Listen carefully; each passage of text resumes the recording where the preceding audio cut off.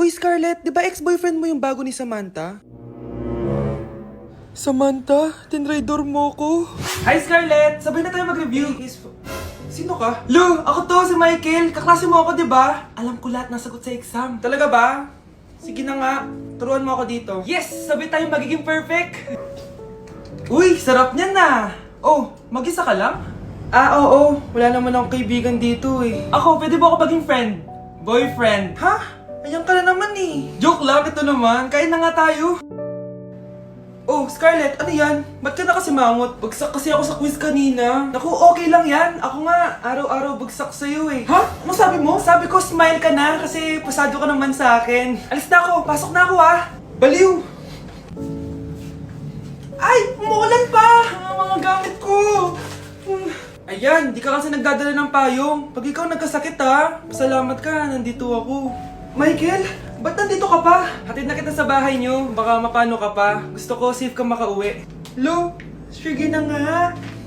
Nasa loob ka? Scarlett? Michael? Ship ko kayo! You may kiss the bride! Mag-kiss na Nakakaya, kayo! anong kiss? Lu, parang di gusto. Dalian nyo, nakis mo na sa noo! Humanda ka, Scarlett. Tapos na yung maliligayang araw mo. Hi, Bes! Uy, Bes! Boyfriend ko nga pala, Michael, si Samantha, best friend ko. Hello, Samantha. Nice to meet you. Hi, Michael. Ako nga pala si Samantha. Una na kami, Bes, ha? Bye-bye. Masaya naman kami dati. Inagaw lang siya ni Samantha. Yung best friend ko pa. Paano yung step na yun? 1. Ha? Oh, Scarlett! Anong ginagawa mo? Nay, nagpa-practice po ako. Pangarap ko po kasi sumikat parang mga K-pop. Seryoso ka ba, Scarlett? Sa ganyang itsura mo? Manalamin ka nga.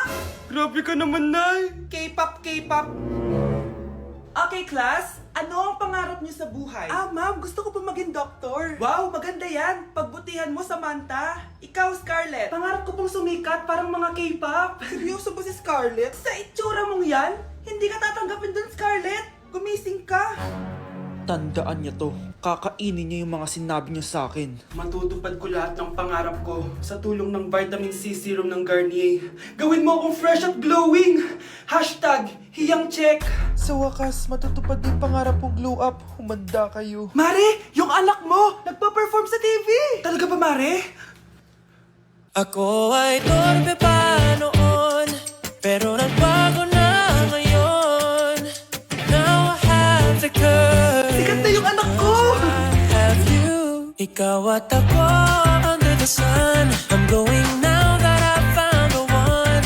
Garnier, ba't ngayon ka lang? Skin ko ay hiyang Maria.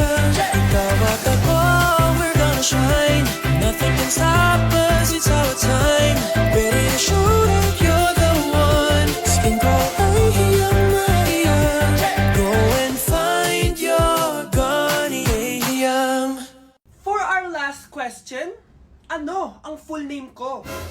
Wala naman yun sa lesson ah. Siyempre, dapat alam niyo yung pangalan ko. Dami namang alam nito. Di ko maalala full name niya. Perfect na sana ako eh. Kapag di nyo nasagutan yan, -10 kayo sa akin. Aba, ma'am, paano namin malalaman yung full name mo? Eh di ka naman nagpakilala sa amin. Ano ka, sikat? Artista? Ang lakas mo mag-minus kapag di nasagutan yung full name mo? Sige nga, ano full name ko? Kapag di mo nasagutan, ma-minus ko yung sweldo mo. Tsaka magagamit ba namin yan kapag nagtrabaho na kami? Di naman, di ba? Paki namin sa full name mo. Okay, class. Last 5 minutes. Hirap naman nito. Be, ano sagot sa number 10? Huwag ka mong sa akin, Samantha. Mapapagalitan tayo kay ma'am. Tamot mo naman. Ayaw mo akong pakopyahin na. Bilisan nyo, class! 1 minute na lang! Ma'am, nangongopya po si Scarlett sa akin, no? Apakasinungaling mo, Samantha! May nangongopya pala dito? Bagsak ka na sa akin, Scarlett! Apakasama talaga ng ugali mo, Samantha. Nay! O anak, anyari sa'yo? Binagsak ako ng teacher ko. Naniwala kasi siya kay Samantha na nangopya daw ako. Totoo ba yun, Scarlett? Hindi, Nay! Siya talaga yung nangopya sa akin! Walang iya yan, ah! Humanda siya sa akin! Tara, anak! A few moments later. Ma'am, bakit niyo po kami pinatawag dito? Eh, kasi yung anak mo, sinungaling. Siya naman talaga yung nangopya kay Scarlett eh. Hindi po totoo yan. Para malaman natin kung sino nagsasabi ng totoo sa inyong dalawa, mag-quiz na lang kayo ulit. Patay ako nito. Humanda ka ng mapahiya, Samantha. Okay, time's up. Pass your papers. Scarlett, naka-perfect ka. Yes, talino talaga ng anak ko. Samantha, wala kang tamang sagot. ikaw talaga ang totoong nangongopya. Nakakahiya ka, Samantha. Humanda ka sa akin sa bahay. Tara! Huwag po, Nay! Okay, class. Let's start. Scarlett? Sorry po, ma'am. Late po ako. Ay, bawal na pumasok kapag late. Doon ka sa labas. Hintayin mo matapos yung subject ko. Ma'am, pero... Labas! Pinahiya mo ko, 5 minutes nang late si ma'am. Sorry class, na late ako. Start na natin discussion ha. Ay hindi ma'am. Kapag na late na, bawal na pumasok. Aba, sino nagsabi sa'yo niyan? Ikaw po ma'am. Kapag kami nalilate, bawal, hindi na papapasukin. Pero kapag kayo, pwede, okay lang. Ang unfair. Classmates, mag-party tayo dahil hindi na magtuturo si ma'am. Scarlett! Scarlett! Ano, may sasabihin ka ba? Wala po, ma'am. Buti po nakadating pa rin po kayo kahit na late. Okay class, let's start. At dahil maraming hindi nakasagot ng full name ko, iibahin ko yung mga tanong. Salamat naman. Number 1, 2 plus 2. Yes, may tamang sagot na ako. Number 2, what is the powerhouse of the cell? Ang dali naman. Makaka-perfect ako. Number 3, ano yung pangalan ng crush ko nung elementary pa ako? Ano na naman yan? Kung nakikinig talaga kayo, alam nyo kung sino yung crush ko. Aba ma'am, akala ko bang iibahin may mga tanong. Bakit may mga ganyang tanong na naman? Malamang, para makasigurado ako na nakikinig talaga kayo. Wala namang may paki kung sino naging crush mo na elementary ka ma'am. Wala namang may alam yan eh. Ma'am, alam ko po kasi sino yung crush nyo. Nakikinig po ako sa kwento mo. Buti pa si Michael, nakikinig. Di kagaya ng iba dyan. Sige, perfect ka na Michael. Yes! Makinig din kasi kayo sa kwento ni ma'am. Number 4, sino yung pinsan ng kapatid ng lola ko na tita ng mama ko na pamangkin na ate ko? Bagsak na naman ako. Uy, be, gala naman tayo minsan. Punta tayo Tagaytay. True, be. Ang ganda ng bagong bukas na coffee shop doon. Ang sarap mag-story. Tara na, pwede ako bukas. Tara na, mga 5:30 AM kita na tayo sa bus station, ha. Baka drawing na naman to, ha. Matutuloy yan, be. Nakapag-alarm na nga ako, eh. Gigising ako, promise. Nasaan na ba yung mga yun? 6 AM na. Oh, alas na tong bus papuntang Tagaytay, ha? Puro kayo drawing, ha. Teka lang. Ano ba yun? Ano ba yun, be? Bakit ka tumatawag? Ano na, be? 6 AM na. Akala ko mapupunta na Tagaytay. Hindi ako pinayagan, eh. Sorry, be. Hindi ka pinayagan o tinatamad ka lang? Baka gusto mo sabihin ko sa nanay mo na 3 subject yung bagsak mo. Ito na nga, be. Maliligo na ako. Wait mo lang ako, ha. Ay, yung isa pa. Hello, be. Di ako makakapunta, may sakit ako. Sakit. Lalong lalala yung sakit mo, be, kapag nalaman ng nanay mo na boyfriend mo yung anak ng kaaway niya. Ay, be, magaling na pala ako. Nakakalakad na ako. 5 minutes nandyan na ako, ha. Madali lang pala kayo kausap eh. Let's go, Tagaytay! Bakit absent ka kahapon, Scarlett? Ma'am, nagkasakit po kasi ako. Nagkasakit? Tinatamad lang yan, ma'am. Papansin talaga tong si Samantha. Nasaan yung ebidensya mo na nagkasakit ka? Meron po akong excuse letter, ma'am. Ay, access letter lang? Nasaan yung medical certificate mo? Medical certificate, ma'am? Hindi naman po pumunta ng doktor. Oh, paano ko malalaman na totoong nagkasakit ka? Ito po, ma'am, yung chat namin ng nanay ko. Ito po, ma'am, picture po ng thermometer na ginamit ko. Sus, kinuha mo lang yun sa internet eh. Papansin ka? Kulang sa pansin eh. Ay, hindi ko tatanggapin yan, be. Hindi kita i-excuse. Dapat medical certificate yung ibigay mo sa akin. Aba, ma'am, kailangan ka pang nagkakasakit, may medical certificate agad? Paano kung masakit lang yung katawan? Paano kung masakit lang yung puson? Kailangan mo agad ng doktor? Hindi kami mayaman, ma'am. Nay, gusto ko daw makilala ng jowa ko. Sige anak, papasukin mo. Sige, Nay. Babe, pasok ka. Halika kayo, kumain muna kayo. Babe, kain ka na. Anong pangalan mo, iho? Anak, hindi ba ito nagsasalita? Baka nahihiya lang yan, Nay. Ikaw talaga, babe. Sige, kain na kayo.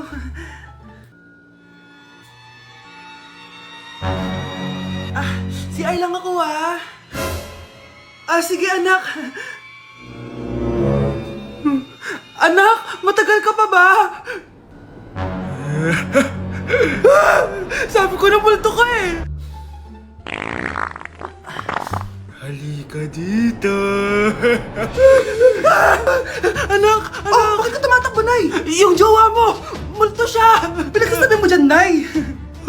Anak, tingin ka sa likod! Ay, Mare!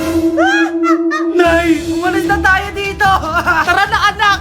A few moments later. Ang galing natin, Nay! Naloko natin sila! May bago na tayong bahay, anak! Nay! Sino yun? Totoong multo na yun, anak! Umalis na tayo dito!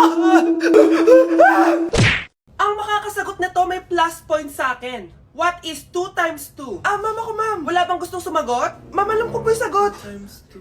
Ah, ma'am. Okay, Samantha? 2 times 2 is 4. Very good! May plus 5 ka sa akin. Ang daya naman. Kanina pa ako nagtataas ng kamay. Ah, ma'am, pwede pa po ba ako mag-take ng quiz? Absent kasi ako kahapon eh. Ay, hindi na! Absent pa more! Tatamad-tamad ka kasi mag-aral. Ah, nagkasakit po kasi ako, ma'am. Oh, anong gagawin ko? Ah, ma'am, pwede ba ako mag-quiz kahit absent din ako kahapon? Oo naman. O ito, magsimula ka na. Thank you po, ma'am. Eh, bakit siya pwede mag-quiz, ma'am? Bakit? May problema ka ba? Oo, may problema ako. Favoritism ka. Palagi na lang sa Samantha yung binibigyan mo ng chance. May galit ka ba sa akin, ma'am? Sabihin mo. Hindi ako galit sa'yo. Pero sa nanay mo, oo. Wag na wag mong dadamay yung anak ko sa problema mo sa akin. Nay, anong meron? Yang nanay mo, pabida. Dapat ako yung top 1 ng high school kami. Alam naman natin dalawa na deserve ko talaga maging top 1. Hindi kagaya mo, binabayaran yung school para tumaas ang grades.